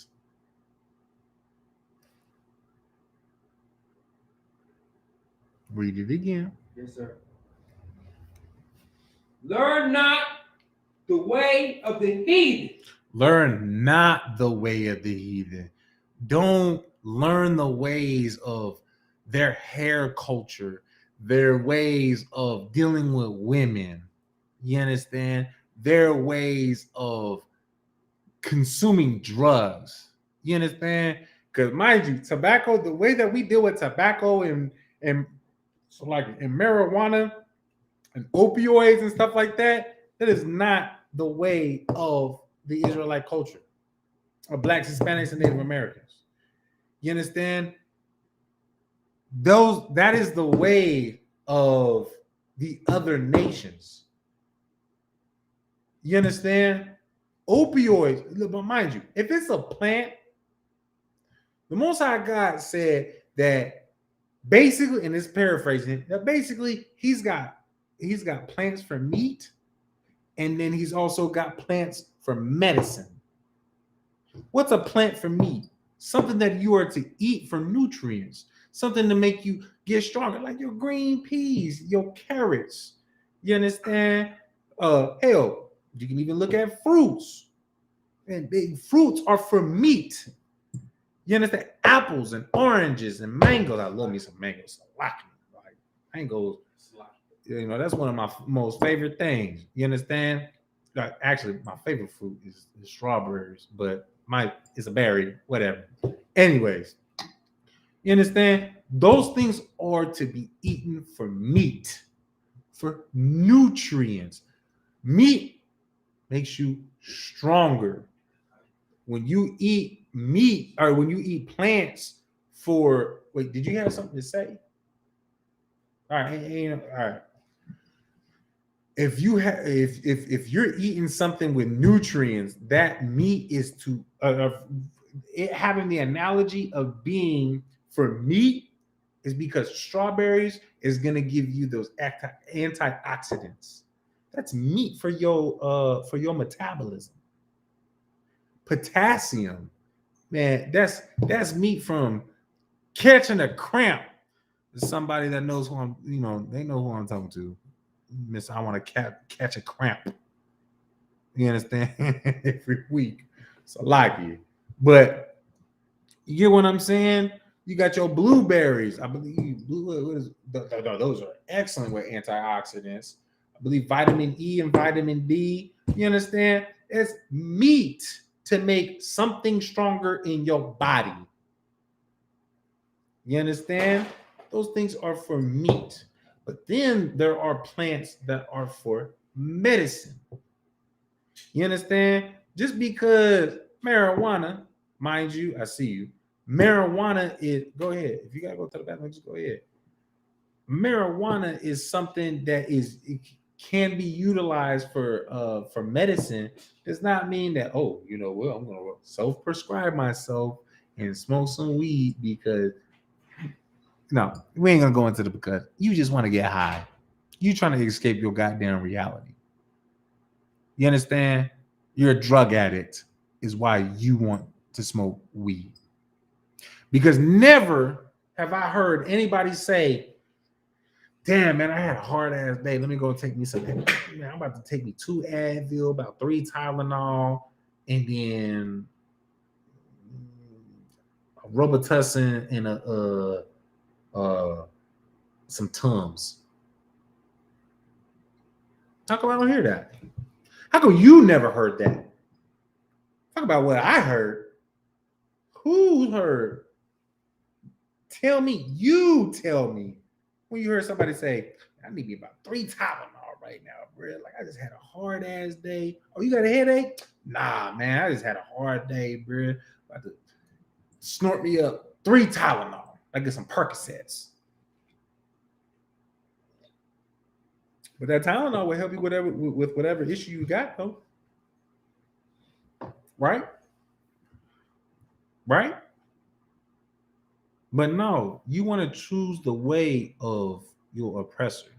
You want to choose the way of the heathen. You want to choose the way and follow the ways of Egypt because you know what? You was one of them goofies that the Most High God delivered at the time of Egypt, the time of Moses, across the Red Sea, that raised up that golden calf. You understand? Because you had no faith. You have absolutely no faith. And then continued on to be fed manna, overcome nations, more wonders to come your way, and you still argue with Moses. That's who you are. That's why you get swallowed by the earth. That's why you get plagued with diseases. You understand? That's why the Most High God deals with you, because you got all the answers in front of you and you see it. You see it yourself and still say, man, I want to be a whore. I still want to sell drugs. This life of sacrifice is too much. I was more comfortable of living, my American life before you try to tell me about the truth. You should have let me die with Donald Trump. That's what's coming your way. You keep up that doggone attitude. You understand? What's coming your way is to die like the East Indians that spread that, started the Rastafarian. Y'all just gonna die just like the East Indians at the time of the Lord's wrath.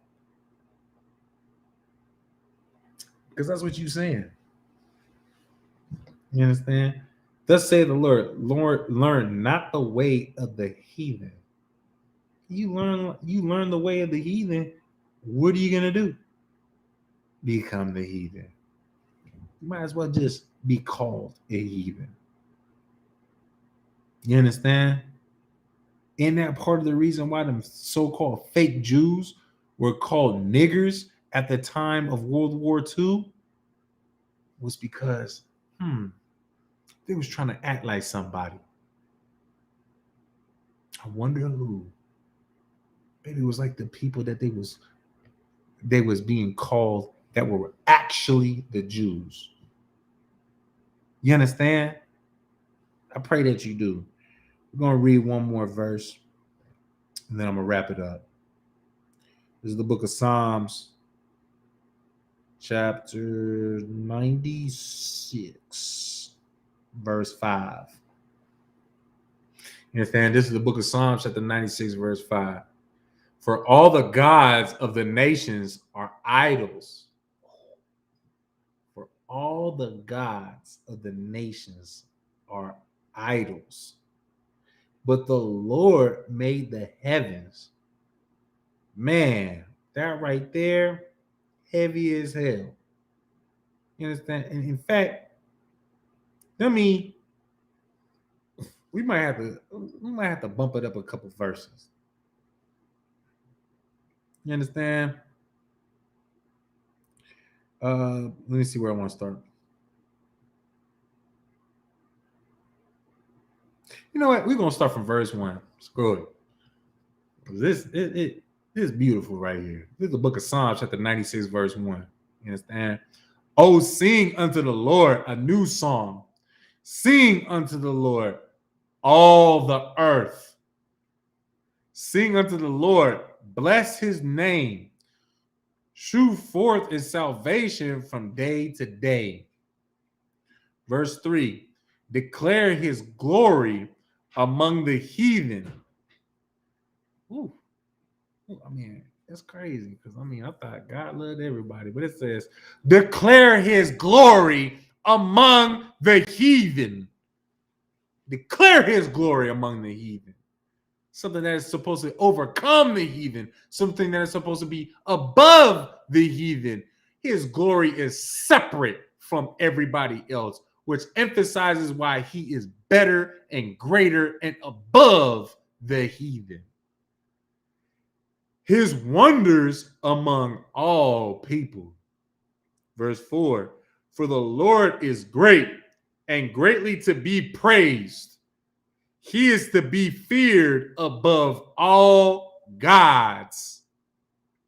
Verse 5, for all the gods of the nations are idols. What's an idol? Man, your goofy ass go to goddamn Walmart, buy some stupid what is it, Saint Mary and Saint I think there's one with that start with an L. I can't think of his or her name, but Saint Lucifer, you understand? Saint Mary, Saint somebody that goes against the Lord, that's causing you to go against the Lord. That's a false idol. You understand? For all gods of the nations are idols, which means that all idols are just gods of the nations. It's something that is interchangeable, that is reversible. You understand? If it's an idol for the nation, it's a god for the nation. If it's a god for the nation, it's an idol for the nation. You understand? Part of the reason why, you know why this don't apply to to us Blacks, Hispanics, and Native American Israelites? You know why it doesn't apply to us? Because we're not to raise up idols. You understand? We're not to raise up other gods and idols. So you can't trip us up with that. You understand? They don't apply to us. They don't apply to our God because we got only one God, and that's the true God of the Bible. You understand? Like we've been reading. You understand? For all the gods of the nations are idols, but the Most High made the heavens. You understand? And what is the heavens? What, you just think the clouds? That's because you follow the white God. That's why you think heaven is in the clouds. That's why you think that when you die, you're gonna go up into the clouds with a bunch of white, naked, disgusting babies flying around with wings. You understand? Because you're a pedophile, just like your fucking just like your goddamn oppressor. You understand? That's why you believe that, because you want to touch on little kids and thinking that's heaven. That's a place of paradise, just like your oppressor, just like the white man. You understand? That's why you think that in your head. Man, heaven is here on earth. Heaven is here established on the face of the earth. Man, the way that the so-called white man is able to live as deliciously as he is right now on the face of the earth is because the Most High God established it. He created that for him. You understand? But the Lord made the heavens. Man, heaven for the Asian man is the same thing, something he made for him. In his time of rulership, any nation of people's time of rulership and or power was created by the Most High God. They created that for them. Because you know what? At the end of the day, a white man wouldn't have heaven unless he could have another man in his bed. An Asian man couldn't have heaven unless he could eat a bat while he had another man in his bed.